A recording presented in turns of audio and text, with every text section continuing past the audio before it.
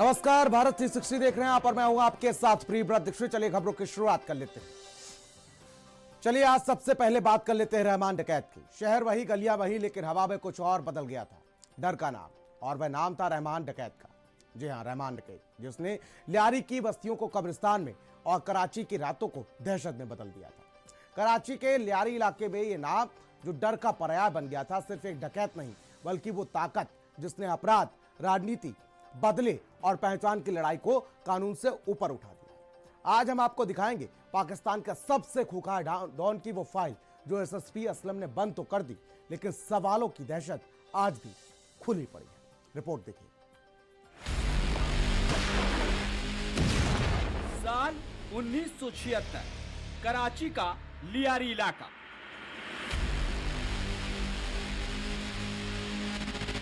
गरीबी, बेरोजगारी और अपराध की धूल।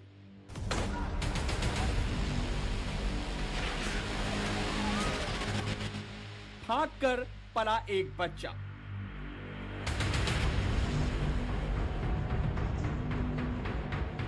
जो बन गया अंडरवर्ल्ड का नया बादशाह। उसके नाम पर मत जाइए, क्योंकि जो नाम है वैसे काम तो बिल्कुल भी नहीं। उसकी भोली भाली शक्ल पर मत जाइए। भोली सूरत और काम अपने नाम से बिल्कुल अलग उसका नाम है। कराची के लियारी इलाके में एक नाम जो डर का पर्याय बन गया, रहमान डकैत। सिर्फ एक डकैत नहीं, बल्कि वो ताकत जिसने अपराध, राजनीति, बदले और पहचान की लड़ाई को कानून से ऊपर उठा दिया। 1975 में जन्मा सरदार अब्दुल रहमान बलोच लियारी की गलियों में बड़ा हुआ, जहां गरीबी और अपराध साथ साथ चलते थे। पिता दाद मोहम्मद और चाचा शेरू दोनों तस्कर 1960 के दशक से हेरोइन तस्करी में लिप्त थे। छोटे रहमान ने बचपन में ही देखा काले नाग जैसे प्रतिद्वंदी पुलिस एनकाउंटर में मर जाते। यही सब देखकर रहमान बड़ा हो रहा था। यही गलियां उसका पहला सुकून बन रही थी। पानी की जगह आप देख सकते हैं कि ये रॉकेट फायर किए जा रहे हैं। ये रॉकेट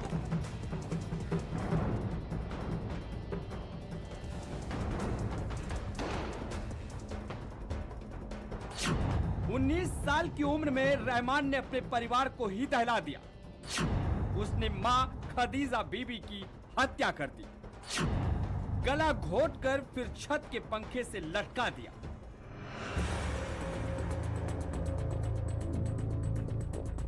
गांव वाले सदमे में, लेकिन रहमान फरार। यही घटना उसे डकैत का खिताब दिलाने वाली साबित हुई। इसी घटना ने 19 साल के रहमान को बना दिया रहमान डकैत।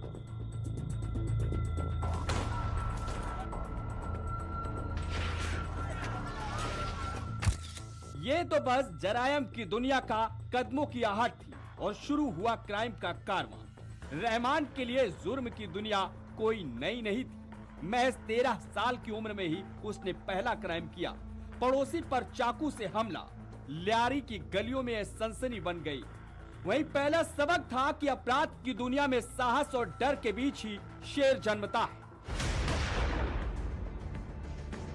1990 का वो समय जब एक तरफ दशक का अंत हो रहा था, तो दूसरी तरफ दशक के अंत में हाजी लालू के गैंग में एंट्री, पीपीपी का समर्थन, ड्रग्स और रंगदारी का साम्राज्य। लालू की गिरफ्तारी के बाद रहमान ने नेटवर्क मजबूत किया।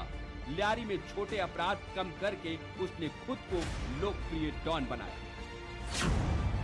वो वोट बैंक संरक्षक बन गया था और फिर पीपुल्स अमन कमेटी की स्थापना की। छिपा कवर लेकर असल में एक्सटॉर्शन का साम्राज्य। साल 2003-04 तक रहमान डकैत लियारी का सबसे ताकतवर डॉन बन चुका था। उसने अरशद पप्पू को चुनौती दी। यहीं से गैंगवार शुरू हो गए। रहमान ने बलोच युवाओं को संगठित किया। ड्रग्स और हथियारों से उसकी कमाई करोड़ों में पहुंच चुकी थी। वो पानी के टैंकरों और जमीन पर कब्जा करने लगा था। हालात ये थे कि लियारी को वाइल्ड वेस्ट कहा जाने लगा था। अब तक का रहमान बन चुका था सबसे ताकतवर डॉन। गरीबों का रॉबिन हुड, पीपीपी के लिए वोट संरक्षण। 2009 का वो साल जब रहमान अमीरों के लिए आतंक और गरीबों के लिए रॉबिन हुड बन चुका था। रहमान का सबसे बड़ा दुश्मन था अरशद पप्पू। साल 2008 से गैंगवार तेज हो चुकी थी। पप्पू एमक्यूएम का समर्थक था। इन दोनों की गैंगवार में रोज लाशें गिरती रही। रहमान डकैत ने पीपीपी की ताकत से अपने दुश्मन पप्पू को ल्यारी से बाहर कर दिया। लोग उसे अब शेर ल्यारी के नाम से जाना जाने लगा था। एक तरफ वो लोकप्रिय नेता बन रहा था तो दूसरी तरफ उसके गुनाहों की फहरिस्त लंबी हो रही थी। 80 से ज्यादा केस पीपीपी से संरक्षण, लेकिन समय और राजनीति ने उसे बाहर का खलनायक बना दिया। बेहद ताकतवर लेकिन दुश्मनों से घिरा वो 9 अगस्त 2009 का दिन था।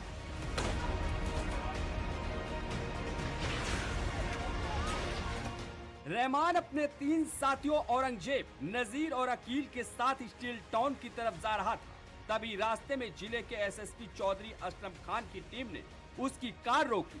रहमान और उसके 3 साथियों औरंगजेब, नजीर और अकील ने पुलिस पर गोलीबारी की, जिसके जवाब में पुलिस टीम ने भी फायरिंग शुरू कर दी।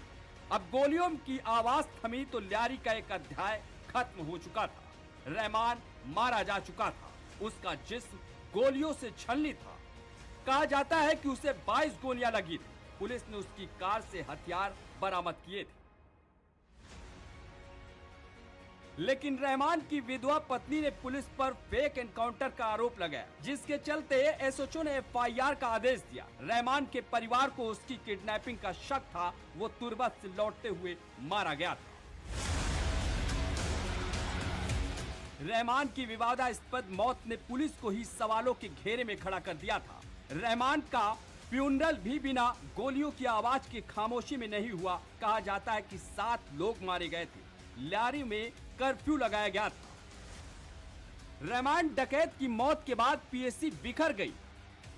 फिर उजैर बलोच ने कमान संभाली। उजैर ने अपने नेटवर्क विस्तार किया।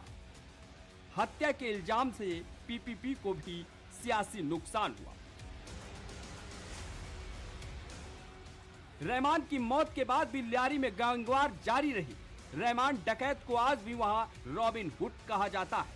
रहमान की कहानी जुर्म और सियासत के गठजोड़ की दास्तान है, जहां विरासत खूनी है। एक शेर जिसने कानून, अपराध और राजनीति के खेल को अपने नियमों से खेला और अपनी मौत के बाद भी चर्चा का केंद्र बना रहा। ल्यारी का रहमान डकैत सिर्फ एक गैंगस्टर नहीं, बल्कि एक दौर का प्रतीक। स्पेशल डेस्क, भारत समाचार।